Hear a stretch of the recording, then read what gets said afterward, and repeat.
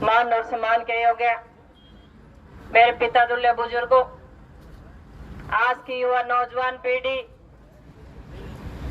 और खास करके देश का उज्जवल भविष्य प्यारे बच्चों, और यहाँ धरने पे बैठी मेरी मातृशक्ति, सबसे पहले तो मैं आप सभी का यहाँ पहुंचने पर हार्दिक अभिनंदन, स्वागत और धन्यवाद करती हूँ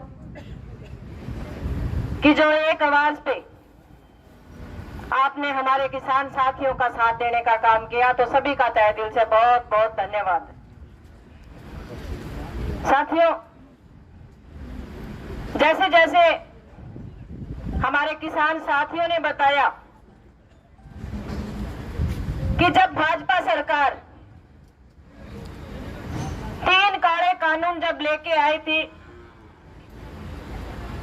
तो हमारे 750 से ज्यादा किसान शहीद हुए और वो 3 काले कानून वापस दिलवाने का काम किया था। आज मैं सैल्यूट करना चाहूंगी भाई भूपेंद्र को, जो आज जब जमीन और किसानी पे बात आई तो उन्होंने टंकी पे चढ़ के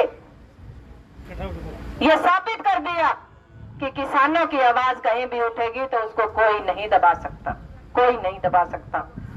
और सबसे बड़ा साबित आपने कर दिया, जो आप नीचे धरने पे आके 1 मिनट में 1 मैसेज में आप सभी साथी यहाँ पे पहुंचे हो।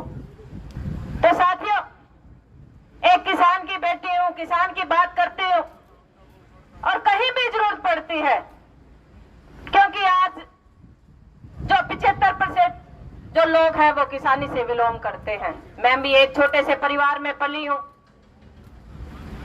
मेरा परिवार भी किसानी से विलोम करता है, पर किसान की बात करते करते मैं हर उस बिरादरी की बात करना चाहूंगी जिन्होंने अपने हक लेने के लिए धरने लगाया। साथियों, इस भाजपा सरकार को आए कितने साल हो गए,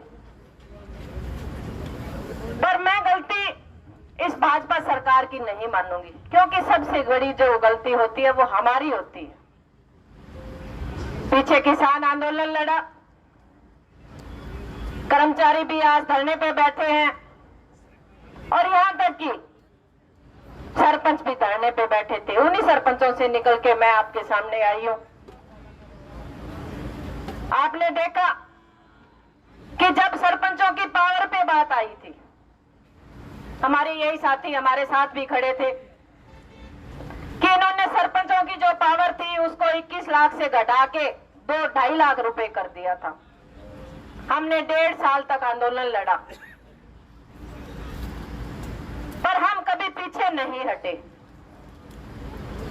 और जब किसानी पे बात आई, जब सिरसा के बीमे क्लेम की बात आई, तो हमारे कुछ साथी थे किसान यूनियन के, और जो हमारे साथी थे उन्होंने टंकी पे चढ़ने का काम किया था।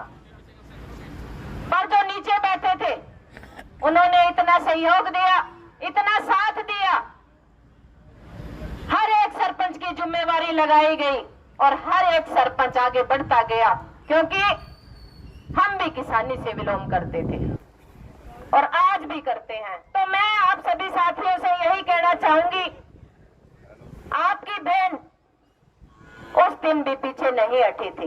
उस दिन भी मैं इतना बड़ा फैसला लेने का काम किया था जो आज भूपेंद्र भाई साहब ने लिया है। 14 दिन तक मैं भूख हड़ताल पे बैठी और जो 750 करोड़ बीमा था, क्योंकि भाजपा सरकार के जो हमने एक संगठन बना था सरपंचों का, हमने नाक में दम करने का काम किया था। और जो किसानों ने साथ दिया, मैं उन्हीं किसानों से फिर आज कहूंगी कि जब कहीं भी जरूरत पड़े, ये मत सोचना कि आपकी बहन आपकी बेटी किस पार्टी से विलोम रखती है। जहां भी किसान की, मजदूर की, किसी भी वर्ग की आवाज उठे, इस बहन को याद करना। रात मैसेज आया था मेरे 11 बजे, मैं जयपुर से आई 1 बजे रात को।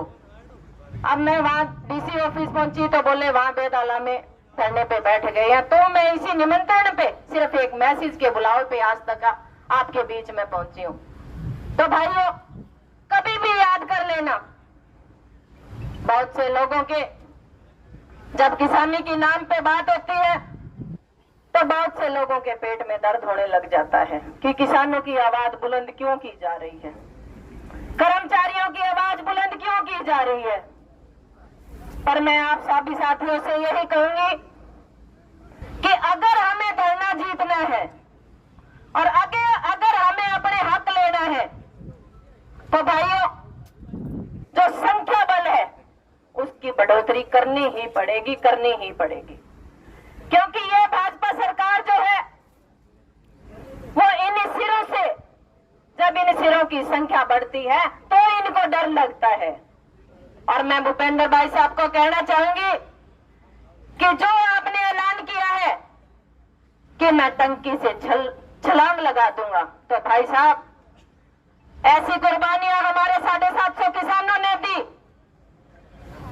पर बात वही समाधान की आती है। तो मैं आपको कहना चाहूंगी कि ना तो भूख हड़ताल पर बैठना कभी और ना अपनी जान जोखिम में डालना, क्योंकि इस सरकार की जो मंशा है वो बिल्कुल भी ठीक नहीं है। अगर हम लड़ना जानते हैं तो हम लड़के हक भी ले लेंगे। तो साथियों, कहीं भी जरूरत पड़े, कभी भी जरूरत पड़े, आप एक बार मेरी ड्यूटी लगा देना। आपको जितने भी आदमी चाहिएंगे, 1000 चाहिए, 500 चाहिए, मैं सारे सरपंचों को और जो हमारे साथी हैं उनको साथ लेके आपके साथ खड़े होने का काम करूंगी। हर किसान साथी आपके आंदोलन में पहुंचेगा। हर किसान साथी जो मेरे से जुड़ा हुआ है वो इस धरने पे पहुंचेगा। आज मैं आज को विश्वास और भरोसा दिला के जाती हूँ कि कभी भी जरूरत पड़े मेरे को याद जरूर करना। धन्यवाद। जय हिंद, जय भारत। बहुत बहुत